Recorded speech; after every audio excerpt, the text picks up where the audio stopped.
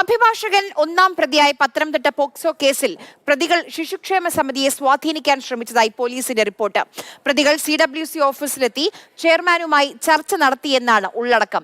എന്നാൽ സ്വാധീനിക്കാനുള്ള ശ്രമം അന്ന് തന്നെ SP-യെ രേഖാമൂലം അറിയിച്ചതായി CWC ചെയർമാൻ വിശദീകരിക്കുന്നുണ്ട്. കേസിൽ അഡ്വക്കേറ്റ് നൌഷാദ് അലി തോട്ടത്തിലിന്റെ മുൻകൂർ ജാമ്യാപേക്ഷ സുപ്രീം കോടതിയുടെ പരിഗണനയിലാണ്.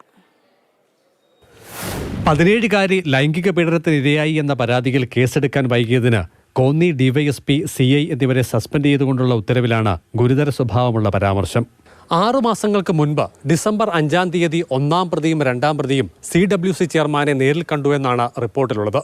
സ്വാധീനിക്കുന്നതിനോ കേസ് ഒത്തുതീർപ്പാക്കുന്നതിനോ ഉള്ള ശ്രമമാണിത്. പ്രതികളുടെ മൊബൈൽ ഫോൺ റെക്കോർഡുകൾ പരിശോധിച്ചതിൽ നിന്നാണ് കണ്ടെത്തലെന്നും റിപ്പോർട്ടിൽ സൂചിപ്പിക്കുന്നു. 10 നാൾ കൂടി കഴിഞ്ഞാണ് CWC പോലീസിന് റിപ്പോർട്ട് നൽകിയത്. ഇത് പ്രതികൾക്ക് അനുകൂല സാഹചര്യം സൃഷ്ടിച്ചതായും പറയുന്നു. പെൺകുട്ടി നിലപാടിൽ ഉറച്ചു നിന്നതോടെയാണ് CWC തുടർ നടപടികൾ സ്വീകരിച്ചതെന്നും പരാമർശമുണ്ട്. 1-2 പ്രതികൾ CWC ഓഫീസ് സന്ദർശിച്ചിരിക്കുന്നു. അതേസമയം അതേ ദിവസം ഇരയുടെ പിതാവിനെ അവിടെ വിളിച്ചു വരുത്തി CWC ചെയർമാനും സംഘവും ചേർന്ന് പ്രതികളെ കൂടെ ഇരുത്തിക്കൊണ്ട് അതിജീവിതയെ കൊണ്ട് പരാതി പിൻവലിപ്പിക്കാൻ അവരിൽ ശക്തമായ സമ്മർദ്ദം ചെലുത്തിയതായി ഈ ആഭ്യന്തര വകുപ്പിന്റെ റിപ്പോർട്ട് പറയുകയാണ്.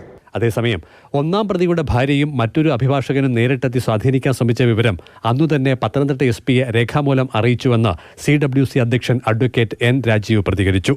തങ്ങളുടെ വിശദീകരണം തേടാതെയാണ് റിപ്പോർട്ട് തയ്യാറാക്കിയിട്ടുള്ളതെന്നും അദ്ദേഹം പറഞ്ഞു. പരാമർശം നീക്കണമെന്നാവശ്യപ്പെട്ട് CWC മുഖ്യമന്ത്രിയെ സമീപിക്കുമെന്നാണ് സൂചനകൾ. അഡ്വക്കേറ്റ് നൌഷാദ് തോട്ടത്തിൽ ഒന്നാം പ്രതിയായ കേസിൽ പെൺകുട്ടിയുടെ പിതൃ സഹോദരിയാണ് രണ്ടാം പ്രതി. കുട്ടിയുടെ പിതാവ് കഴിഞ്ഞ വർഷം ആഗസ്റ്റ് 28-നാണ് പീഡന പരാതിയുമായി പോലീസിനെ സമീപിച്ചത്. മൊഴിയെടുക്കാനെത്തിയപ്പോൾ പരാതി കളവെന്നായിരുന്നു പെൺകുട്ടിയുടെ പ്രതികരണമത്രേ. പിന്നീട് ഡിസംബർ മാസം 3-ന് പെൺകുട്ടി ചൈൽഡ് ലൈൻ ഹെൽപ്പ് ലൈൻ നമ്പറിൽ വിളിച്ച് പരാതി പറയുകയായിരുന്നു.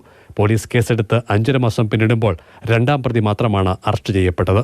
CK Abhilal, Mathrubhumi news, Pathanamthitta.